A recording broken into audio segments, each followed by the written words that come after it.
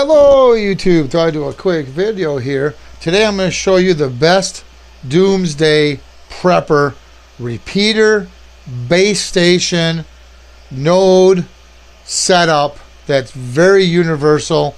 You can do just one radio, you can do two radios.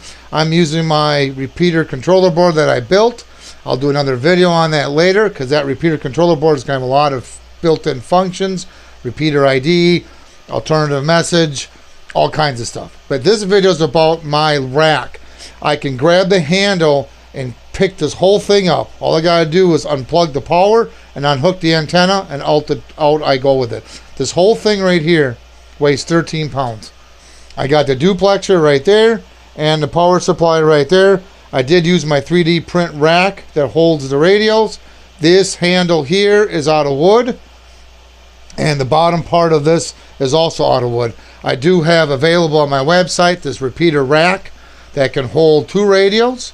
It comes with a fan bracket mod, and it does come with the shelf, which I have not installed the shelf yet.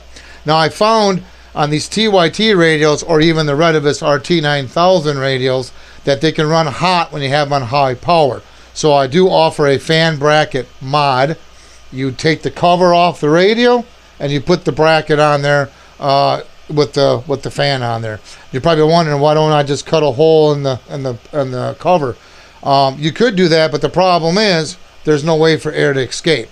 I found that blowing air right on the output IC is much more efficient than trying to put a big fan on a heatsink and try to cool the heatsink down. This is just a lot more efficient to blow right on the IC itself and keep that IC from heating up. Even when you put a big fan on the heatsink, it takes a pretty good fan to blow that, and even then you're not cooling that IC down fast enough, in my opinion. So when I have it right on there, it cools it down fast enough. But when you get my rack, it does come with the fan bracket mod. It comes with a rack and one shelf. I'll post that link down below. But this rack here, I want to show you the output of this. Like I said, this is the top radio's transmit, which is a TYT9000. The bottom radio is a Retevis RT9000 in receive mode. So I put the receive frequency on this radio, and I put the transmit on that radio. Okay. Now these radios do have the repeater cable installed. I do also have that on my website, and it lets you put a DB9 in the back of the radio. You just plug it on the circuit board and do 2 screws. It's really simple. So I want to show you the output of this. So I'm going to key up, and I do have this set up as a base station. I'll show you. I'll flip this around here in a minute, but I want to show you the wattage output of this. And I'm going to key this up. That's pretty good. I'm using a really good power supply. It's adjustable voltages, so it's doing 13.8. There's an adjustment on there on the screwdriver to get the 13.8 volts. It's either a 25 amp or a 30 amp power supply. I bought it a long time ago, got it on Amazon. So the power supply is there, duplexer's there, then obviously the rack, and then the radios. This is the handle. All this right here, all this, 13 pounds. That's all it weighs. Which is really good. So I'm going to pause the video. Let's spin this around, and I'm going to show you more of why I say this is the best doomsday prepper setup you can get.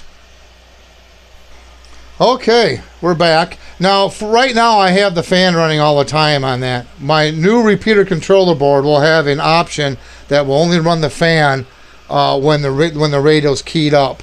But I'll talk more about that later in another video.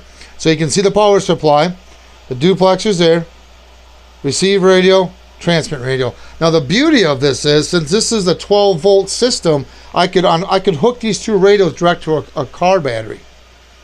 That's one thing neat about this. The other thing neat about this is, if I have a problem with the transmit radio, let's say the transmitter goes out on that radio, I can switch the cables and back, make this be a transmit radio, and make that be a receive radio. Boom, within seconds. Matter of fact, if you pre-program these radios with the frequencies in there, you don't even have to reprogram anything.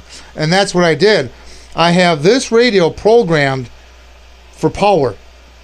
Medium, low, high. And let's turn a knob, and I can, if I don't need to run high power, I can just turn it.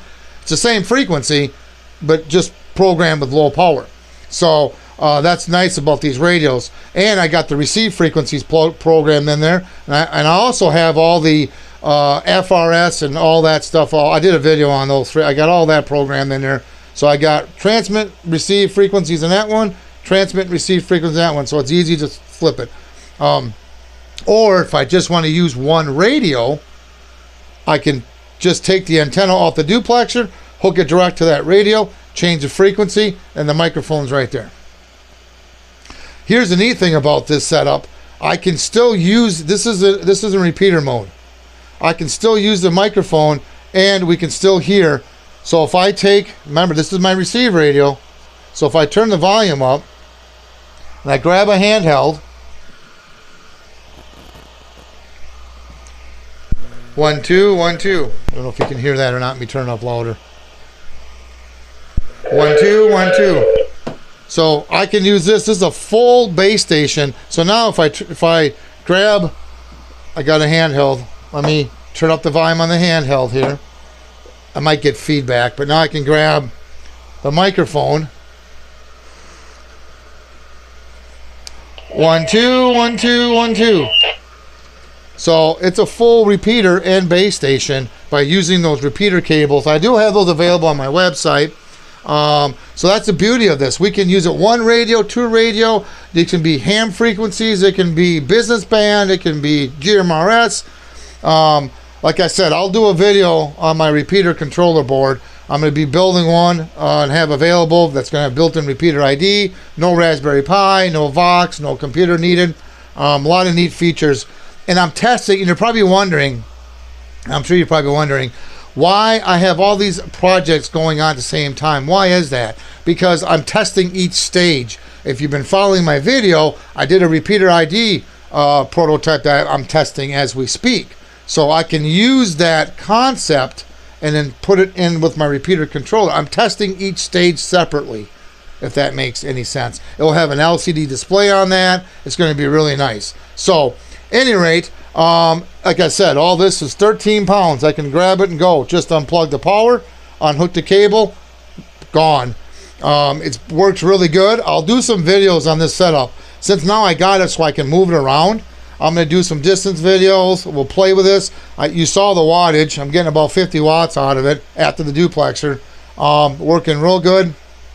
So there you have it. This is a good universal doomsday prepper setup, in my opinion.